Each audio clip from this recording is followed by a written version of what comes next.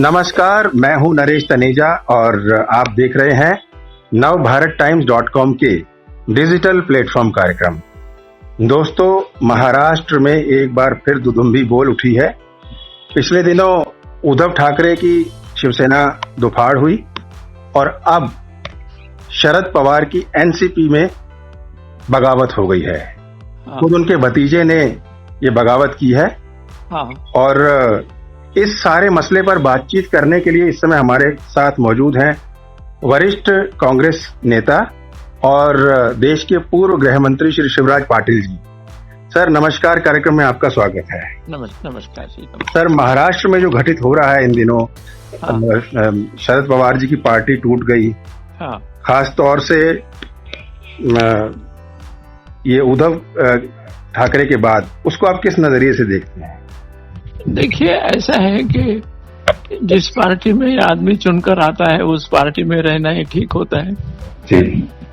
अगर नहीं हुआ तो फिर लोगों के मन में ऐसा लगता है कि ये क्या है, ये ऐसा क्यों हो रहा है। हेलो। हाँ, मैंने बता दिया है ना, मुझे लोग क्या बोल रहे हैं।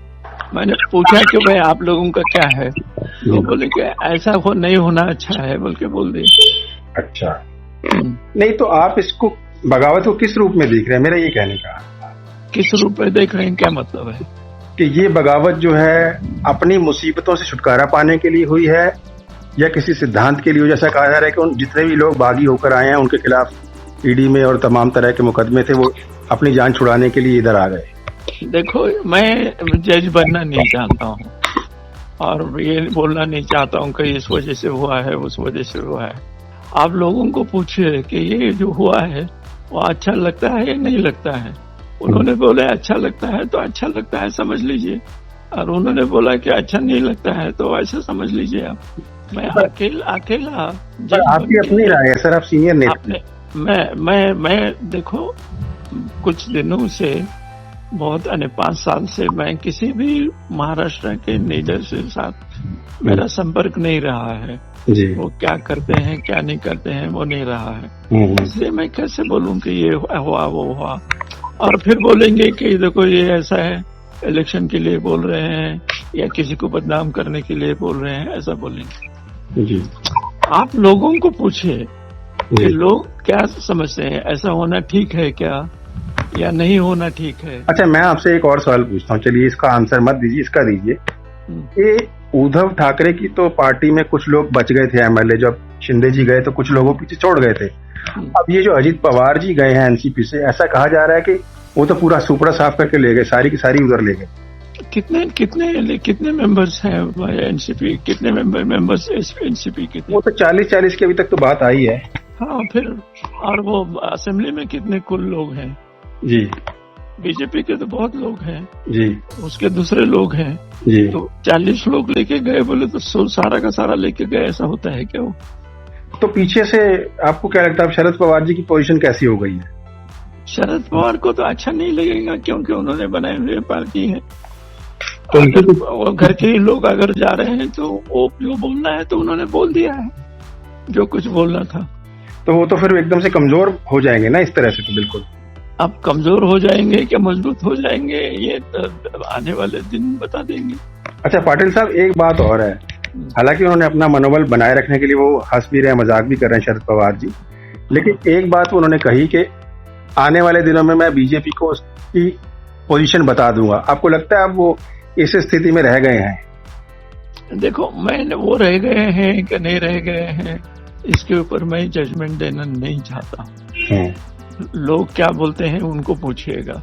मेरे जैसे पूछे क्यों बोलेंगे कि एक जिस पार्टी के हैं इसलिए ऐसा बोल रहे हैं, उस पार्टी के लिए है ऐसा नहीं। अच्छा, ये जो उनकी बेटी है सुप्रिया सुले, वो तो ये भी कह रही हैं कि अभी भी अजीत पवार और दूसरे एमएलए जो है उनके संपर्क में, वो वापस आ सकते हैं, जबकि पिछली बार भी वो आए थे वापस। आपको लगता है फिर वो वापस आ सकते हैं, ऐसी संभावना है? अगर वो बोल रही है तो वो बोल रही है तो सही है कि समझ लेना तो है तो समझ लेना, नहीं तो बोलिए कि वो पहले आए थे अब नहीं आ रहे हैं, आएंगे भी ऐसा लगता है, ऐसा किसी को लगा तो वो भी सुन लेना। और अगर उद्धव की शिवसेना गई, टूट गई, एनसीपी टूट गई, आपको लगता है कि महाराष्ट्र में कांग्रेस के लिए भी खतरा है? क्यों खतरा होगा भाई? सिर्फ 2 ही पार्टियां हैं क्या हिंदुस्तान के अंदर? बहुत पार्टियां हैं, और बहुत पार्टी में से अगर 2 पार्टियां अगर फूट गई है, बाजू को चली गई है, तो उस हद तक कांग्रेस की जो मदद मिलने वाली थी वो कम हो गई कहेंगे। मगर बिल्कुल ही सब खत्म हो रहा है कांग्रेस का या दूसरे किसी पार्टी का, ऐसा तो नहीं कह सकते ना। नहीं सर, उसमें ना लोग पता ये कह रहे हैं कि अभी आने वाले कुछ वर्षों में किसी और पार्टी का फ्यूचर देश में नहीं दिख रहा, राज्यों में नहीं दिख रहा, तो लोग बीजेपी में दौड़ कर जा सकते हैं, इसलिए मैंने कहा जो गरीब आदमी जो है हिंदुस्तान के अंदर, उसको जो मदद करेगा वो उसके साथ गरीब आदमी जाएगा। नहीं, मैंने इसलिए इस एंगल से कहा कि इस चीज को देखते हुए कांग्रेस में भी टूट हो सकती है, कुछ लोग बीजेपी ज्वाइन कर सकते हैं। अब कांग्रेस में भी टूट हो सकते हैं, बीजेपी में भी हो सकती है, कम्युनिस्ट में भी हो सकती है, वो बात अलग है जी। मगर जो आदमी किसी पार्टी में नहीं है और ऐसी चीज अच्छी है या गलत है ये वो समझ के वो बात करता है, तो वो अहमियत ज्यादा रखती है ना। अच्छा, एक बात और है, ये तो महाराष्ट्र का किस्सा हुआ, आगे कह रहे हैं कि और राज्यों में भी ऐसा हो सकता है, दूसरी पार्टियों में जो बीजेपी की तरफ आ जाएंगे, खास करके बिहार का नाम लिया जा रहा है। वो बिहार का नाम लिया जा रहा है तो बिहार के लोगों को पूछना पड़ेगा अपने को। हाँ, अब हम बिहार में भी नहीं गए, महाराष्ट्र के लोगों से भी बात नहीं की है। यहाँ मतलब आपको ये लगता है कि महाराष्ट्र में जो कांग्रेस के लोग हैं वो टूटने वाले नहीं है? नहीं, उसमें कोई बहुत लोग ऐसे हैं जो टूटने वाले नहीं हैं, कुछ लोग ऐसे भी हो सकते हैं जो टूटने वाले हो सकते हैं।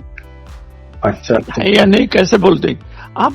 हम जजमेंट कोर्ट जो है ऐसी चीजों को जजमेंट देने के लिए कितने दिन लेती है? हम सिर्फ आप पूछ रहे हैं उसके लिए ये ऐसा है वो ऐसा है, हम कैसा बोले? अच्छा, मैं सम अप करता हूँ, लास्ट क्वेश्चन। ओवरऑल जो महाराष्ट्र में टूट फूट हुई, ये लोग डिप्टी प्राइम मिनिस्टर बन गए, जी ये जो है, उसको ओवरऑल आप सम अप करें तो राजनीति के संदर्भ से आप क्या कहना चाहिए? क्या कहना चाहिए? लोग जो बोलते हैं उसको हम ध्यान में लेकर उसकी तरफ से ही लोगों का डेमोक्रेसी में क्या है, लोगों की राय बोले तो डेमोक्रेसी है जी। उनको अगर लोगों को लगा कि अच्छा किया है तो ठीक है। आपको क्या लगता है सर, लोगों को छोड़िए, आपको क्या लगता है सही किया है कि गलत हो रहा है? देखो, मैं यहाँ बैठकर जज बनना नहीं चाहता हूँ। नहीं, जो हो चुका है वो तो सबके सामने आ चुका है, वो आपको लगता है गलत है सही है? मैं ये बनना नहीं चाहता हूँ। शिवराज पटेल भी ऐसा बोल रहे हैं, बोल के आप जाके। नहीं सर, मैं वो नहीं कह रहा, मैं ये कह रहा हूँ घटनाएं सामने आ चुकी है, मीडिया पे एस्टेब्लिश हो चुकी है, छुप बात नहीं है। तो आप क्या कहते हैं, ये चीजें सही है राजनीति के लिए, आने वाले भविष्य के लिए भारत में, या गलत है? आप ही बताइए ना क्या आप सर, मेरा तो सवाल है, मैं तो सवाल वाला हूँ सर, सवाल ही। तुम सवाल वाला तो छोड़ो, आप इंडिविजुअल तो पूछने वाले नहीं हूँ सर, मैं तो सवाली हूँ। वो सवाली का छोड़ो, मगर सवाली होते हुए भी आप क्या समझते हैं बताइएगा। नहीं, वो तो जब मेरा कोई इंटरव्यू करेगा। अच्छा, मैं इंटरव्यू कर रहा है ऐसे समझ रहा आप वैसे इंटरव्यू क्यों नहीं? अगर आप मुझे क्वेश्चन पूछ रहे हैं तो वही क्वेश्चन मैं आपको नहीं पूछ सकता क्या? नहीं, पूछ सकते हैं, लेकिन आप किसी ऑर्गेनाइजेशन से जुड़े होंगे और वैसे ऑर्गेनाइजेशन से नहीं, ये डेमोक्रेसी के अंदर लोगों का ओपिनियन महत्व का रहता है, और आप लोग जो है सब लोगों को बोलते हैं। आप ही बताइए। नहीं, हम लोग तो सर दूसरों का ओपिनियन पब्लिक तक पहुंचाने वाले हैं। नहीं, आप पब्लिक को क्या है, आप पब्लिक को पहुंचाने वाले। आपका एक कद रहा है देश में, ऐसा मैं कुछ बोल दिया तो उसका कुछ चीजें छोड़ देंगे, कुछ चीजें पब्लिश करेंगे तो भी अच्छा नहीं होता है ना। नहीं, हम कुछ नहीं छोड़ते, हम इसको अब ये बात कुछ नहीं छोड़ते, ये बात गलत है। मुझे कुछ लोग पाटिल जी, मैं आपको प्रॉमिस कर रहा हूँ, हम इस इंटरव्यू को एडिट नहीं करेंगे, जो आप बोलेंगे वही। तुम जो लोगों ने मेरे से बात की है उन्होंने ऐसा कुछ किया है?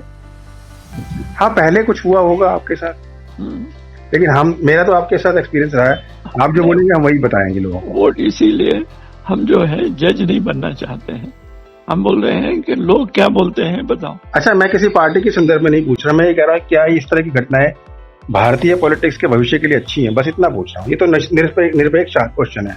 देखो, कोई एक पार्टी के अंदर खड़ा होकर इलेक्शन लड़के आता है, उस पार्टी को छोड़कर जाता है, वो बात अच्छी है क्या? यानी आपका, अगर मैं इंटरप्रिटेशन करूं तो ये है कि जो जिस पार्टी से है उसको उसी में रहना चाहिए। हाँ, बिल्कुल ठीक है पाटिल साहब, आपने समय दिया, आपका बहुत बहुत धन्यवाद। तो दोस्तों ये थे पूर्व गृह मंत्री और कांग्रेस के वरिष्ठ नेता शिवराज पाटिल जो बता रहे थे एनसीपी में जो बगावत हुई है अजीत पवार को लेकर।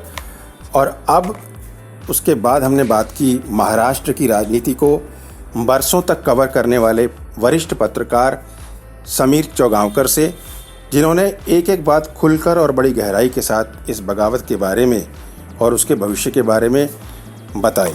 तो दोस्तों इस वक्त हमारे साथ मौजूद हैं समीर चौगांवकर जी, जो वरिष्ठ पत्रकार हैं और बरसों तक उन्होंने महाराष्ट्र की राजनीति को बहुत ही गहराई से और पैनी दृष्टि से कवर किया है और महाराष्ट्र के सभी बड़े नेताओं से उनका साबका रहा है। हाल ही में उन्होंने अपनी एक किताब भी लिखी थी, शिवसेना तख्ता पलट से सत्ता तक, और बरसों तक वो देश की संसद की कार्रवाई को भी कवर करते रहे हैं। उनसे जान लेते हैं महाराष्ट्र की स्थिति के बारे में। समीर जी नमस्कार, कार्यक्रम में आपका स्वागत। धन्यवाद सर। अभी जो स्थिति हुई ये उसकी कॉपी कही जाएगी जो उद्धव की शिवसेना के साथ हुआ, या इसको आप एक नए परिप्रेक्ष्य में देखते हैं? इसमें सर दोनों में थोड़ा सा फर्क है। जो एकनाथ शिंदे ने उद्धव ठाकरे के साथ किया था और जो अजीत पवार ने अभी पवार के साथ किया है। फर्क ये है कि एकनाथ शिंदे सत्ता में रहते हुए विद्रोह किया था, सरकार में मंत्री थे और अपनी सरकार से विद्रोह करके वह विपक्ष की पार्टी के साथ चले गए थे सरकार बनाती है। और अजीत पवार ने विपक्ष में रहते हुए अपनी पार्टी से विद्रोह किया और सत्ता पक्ष के साथ चले गए। लेकिन दोनों में एक बात इंटरेस्टिंग है कि दोनों के साथ 40 एमएलए गए थे। अजीत पवार ने भी 40 एमएलए का दावा किया है, एकनाथ शिंदे ने भी 40 एमएलए का दावा किया है। लेकिन मुझे ऐसा लग रहा है कि इस बार का जो एनसीपी का जो विद्रोह है वो एकनाथ शिंदे से ज्यादा बड़ा विद्रोह, ज्यादा भारतीय जनता पार्टी के फायदे का लिए देखा जा सकता है। समीर जी एक बात मैं आपसे कहूंगा कि उद्धव की जो शिवसेना थी, उद्धव ठाकरे की जो शिवसेना थी, उसमें से कुछ तो बचे थे उद्धव ठाकरे के साथ। इनका तो सारा ही सफाया चट करने की बात की जा रही है कि पूरा सुपड़ा साफ कर दिया, पार्टी पूरी लेके चले गए भतीजे जी। हाँ, इसमें बेसिकली क्या है, एकनाथ शिंदे का तो बहुत तात्कालिक तुरंत हुआ था। नहीं तुरंत की बात नहीं कह रहा हूँ, मतलब कुछ तो उन्होंने छोड़ दिए थे एमएलए उद्धव ठाकरे के साथ। ये तो पूरा कह रहे हैं कि सब साफ कर गए। हाँ, अजीत बेसिकली इसका रीजन ये भी रहा था कि अजीत पवार लंबे समय से महाराष्ट्र में एनसीपी को कंट्रोल कर रहे थे, एनसीपी की संगठन को और विधायकों को देख रहे थे, उनके कंट्रोल में थे। इसके अलावा जब उद्धव ठाकरे के खिलाफ एकनाथ शिंदे ने विद्रोह किया तब 20 जून 2022 को, जिसको 30 तारीख को 1 साल हो गए थे। उसी के बाद से अजीत पवार लगातार शरद पवार को समझाने की कोशिश कर रहे थे कि हमें कांग्रेस का और उद्धव ठाकरे का साथ छोड़ के हमें भारतीय जनता पार्टी के साथ सत्ता में शामिल होना चाहिए भविष्य की दृष्टि देखते हुए, जिसके लिए शरद पवार तैयार नहीं हो रहे थे। मतलब आप इसी को मेन कारण मानते हैं? हाँ बिल्कुल। इसका एक कारण देखिए, मेन कारण समीर जी, आप भी पत्रकार हैं, हम भी, एक ये भी तो लग सकता है ना, जब पिछले दिनों उन्होंने प्रफुल्ल पटेल और सुप्रिया सुले को अध्यक्ष कार्यकारी अध्यक्ष बनाया, तो जो टीवी पर कवरेज आ रही थी मीडिया की, उसमें देखा कि वो गुस्से में अजीत पवार एक एमएलए से या समर्थक या कार्यकर्ता से माइक छीन रहे थे, तो हाव भाव और बॉडी लैंग्वेज तो उनकी तभी पता लग गई थी क्या करने वाली। जो घटना, जिस घटना का आप जिक्र कर रहे हैं, एक्चुअली 2 मई की घटना है। 2 मई को जब शरद पवार ने राष्ट्रीय अध्यक्ष पद से इस्तीफा दिया था, उस समय कार्यकर्ता से विरोध कर रहे थे, उस समय की घटना थी। और अजीत पवार चाहते थे कि उन्हें अध्यक्ष बना दिया जाए। नहीं मतलब जो माइक छीना उन्होंने, तो उसी से स्पष्ट नहीं हो गए थे, गुस्से में है काफी वो। हाँ, उस समय वो चाह रहे थे कि राष्ट्रीय अध्यक्ष बनाया जाए। और शरद पवार ने बेसिकली ये टेस्ट करने के लिए किया था कि कितने विधायक मेरे साथ हैं, कितना लोग मेरे इस्तीफे का विरोध करते हैं या समर्थन करते हैं। अच्छा समीर जी, एक बात मैं और पूछूंगा, आप तो इतने समय तक बड़ी गहराई से महाराष्ट्र की राजनीति को और सभी पवार जी और सभी नेताओं को देखते रहे हैं, आपको पता है एक बार पहले भी अजीत पवार ने अपनी पार्टी छोड़कर उप मुख्यमंत्री की सुबह सुबह शपथ ले ली, लेकिन वो फिर किया था। हाँ, तो वो फिर वापस हो गए। तो अब क्या गारंटी है कि वो परमानेंट बने रहेंगे फिर वापस? क्योंकि शरद पवार का ये कहना है कि वो वापस आ जाएंगे और सुप्रिया सुले भी कह रही हैं कि वो मेरे टच में वापस आ जाएंगे। कितना लगता है? नहीं, दूध का जला छाछ फूक कर पीता है। अजीत पवार उस एपिसोड को भूले नहीं थे। इसके बाद 1 साल उन्होंने पूरे विधायकों को तैयार किया और अब विधायकों को ये बात बहुत अच्छे से समझ में आ गई है। देखिए, उस समय तो सरकार बनी नहीं थी। जब अजीत पवार गए थे तो सरकार का गठन हुआ नहीं था, सरकार बनाने अजीत पवार गए थे। लेकिन अब तो सरकार महाराष्ट्र में स्थिर बन चुकी थी, एकनाथ शिंदे की और देवेंद्र फडणवीस की सरकार चल रही थी। अब ये अजीत पवार और उनके एमएलए को समझ में आ गया था कि भविष्य की राजनीति करना है और लंबे समय तक सरकार में रहना है तो भारतीय जनता पार्टी के साथ जुड़ना ही होगा। और भारतीय जनता पार्टी का दूसरा इंटरेस्ट ये था अजित पवार को जोड़ने में कि अगर एकनाथ शिंदे के 16 विधायक जो डिस्क्वालिफिकेशन का सामना कर रहे हैं, जिसमें निर्णय होना है, स्पीकर के माध्यम से भी होना है और स्पीकर नहीं करेगा तो सुप्रीम कोर्ट में भी होना है। तो ऐसी स्थिति में अगर 4, 6, 8 महीने में अगर 16 विधायक डिस्क्वालिफाइड हो जाते हैं एकनाथ शिंदे के, तो अजित पवार के विधायकों के साथ सदन में गलत स्थिति है। मतलब अब आप ये कह रहे हैं कि अब की बार अजित पवार वापस नहीं जाने वाले अपनी पार्टी, ये तो पक्का किसी भी स्थिति में नहीं। अच्छा, और अगर मान लीजिए जाते हैं तो फिर ये जो बीजेपी के चाणक्य महाराष्ट्र ये तो देखो पार्टी ने अजित पवार को मंत्रियों को नहीं सर, पहले ऐसा हो चुका है और वो पक्के नहीं माने जा रहे थे। तो अगर वो जाते हैं, संभव ही नहीं है। अच्छा मान लीजिए अगर वो जाते हैं, मान लीजिए, तो इसका मतलब जो शरद पवार को पता क्या गया sir, last time Sharad Pawar को मालूम नहीं था। इस बार तो सुप्रिया सुले बैठक में थी जिसने जा रहे थे राजभवन शपथ ग्रहण करने। नहीं मतलब सुप्रिया सुले को भेजा था उनको समझाने। अगर मान लीजिए ये वापिस आते हैं किसी परिस्थिति से भी, तो जो बीजेपी के चाणक्य महाराष्ट्र के, फिर उनकी भी किरकिरी हो जाएगी। नहीं, मुझे ऐसा लग रहा है कि देखिए अजित पवार किसी स्थिति में लौटेंगे। अगर वापस विधायक आएंगे तो 2-4 विधायक आ सकते हैं, इससे ज्यादा कोई संभावना नहीं है। अच्छा, दूसरी बात आपको इस बात पे कितना क्या कहना है कि ये उन्होंने बड़ी एक दूरदृष्टि वाली चाल चली। उनको पता है कि ना तो राज्य में, महाराष्ट्र में, ना ही सेंटर में कोई अभी दूर दूर तक बीजेपी का विकल्प दिख रहा है। तो उन्होंने कितनी लंबी दूरदर्शी चाल चली कि बीजेपी के साथ जुड़ने में ही फायदा है, कितना फायदा। इसके 2-3 रीजन रहे अजित पवार के जुड़ने के। एक तो अजित पवार सक्रिय राजनीति में फिर से आगे उप मुख्यमंत्री बन के। दूसरा ये था कि उनके कई विधायक और उनके ऊपर भी ईडी की जांच चल रही थी, कई मामले पर सिंचाई घोटाला और बाकी पे आरोप, तो इससे भी उनको बचने में मदद मिलेगी। और तीसरा, अजित पवार का बेटा खुद लोकसभा चुनाव 2019 में हार गए थे मावल से। तो अजित पवार को अपने बच्चों की भी राजनीति देखना है। नहीं तो भविष्य में उनको लग रहा है ना कि अभी बीजेपी के अच्छे दिन, बीजेपी के समर्थन से बेटा उनको लग रहा है ना कि बीजेपी के अच्छे दिन चल रहे हैं, काफी दिन तक चलेंगे। बिल्कुल। अच्छा, तीसरा ये बात है कि छगन भुजबल और इनकी क्या मजबूरी थी? प्रफुल्ल पटेल तो एग्जीक्यूटिव कार्यकारी अध्यक्ष बना दिए गए थे, वो क्यों आ गए इधर, आपको क्या लगता है? प्रफुल्ल पटेल तो अजित पवार के खेमे के आदमी है। शरद पवार ने जब 2 कार्यकारी अध्यक्ष बनाए, अपनी बेटी सुप्रिया सुले जो बारामती सांसद है, तो वो शरद पवार के खेमे से थी। नहीं, पर आप कह रहे हैं कि अजित पवार के खेमे के व्यक्ति हैं। आपको याद होगा जब सेंटर में गवर्नमेंट बनी थी और एनसीपी की तरफ से ये सिविल एविएशन मिनिस्टर थे प्रफुल्ल पटेल, उस समय तो अजित पवार का दूर दूर तक नाम ही नहीं था। सर वो आप जिस बात का जिक्र कर रहे हैं उस बात को आप 10 साल से ज्यादा हो चुके हैं। नहीं तो ये तो फिर शरद पवार के आदमी माने जाते थे ना? नहीं, ये पिछले 6 साल से अजित पवार के ही आदमी हैं। और अजित पवार के होने के कारण वो कार्यकारी अध्यक्ष बनाया था शरद पवार ने, कि एक अजित पवार का ट्रस्टेड आदमी कार्यकारी अध्यक्ष है। एक महत्वपूर्ण सवाल ये है कि शरद पवार ने अपना मनोबल बनाए रखा, थोड़ा वो हंसी मजाक भी कर रहे हैं कि भाई अकेला विश्वसनीय व्यक्ति मैं ही हूँ अपना। आप वो कह रहे थे कि मैं बीजेपी को उसकी सही जगह दिखा दूंगा, तो आपको लगता है कि अब वो स्थिति में रह गए हैं? नहीं, उम्र 82 साल की उम्र के हो चुके, स्वास्थ्य साथ नहीं दे रहा, और अब आपके पास कोई संगठन नहीं है। पहले आपके पास सारे नेता थे, वो सारे नेता आपके साथ चले गए। छगन भुजबल चला गया, अजित पवार गया, प्रफुल्ल पटेल गए, आपके सारे सुनील तटकरे चले गए, आपके पास कोई नेता नहीं, धनंजय मुंडे चले गए, आपके पास कोई नहीं है। अकेले की दम पे आप कितना भी महाराष्ट्र का दौरा कर लो, संगठन और सरकार संगठन खड़ा करने के लिए लंबा समय लगता है। मुझे लगता है कि बाजी हाथ से निकल गई है शरद पवार। बाजी निकल गई। मैं लास्ट 2 सवाल पूछता हूँ बाजी वाले से ही आपसे। कभी महाराष्ट्र की राजनीति में ऐसा होता था कि चाहे सरकार किसी की भी हो, फैसला मातोश्री यानी शिवसेना के मुख्यालय से होता था। अब उद्धव की वो पटड़ी उलट गई और बीजेपी का तो कोई स्थान ही नहीं था महाराष्ट्र में इतना, और दूसरा आदमी शरद पवार की पार्टी उखड़ गई।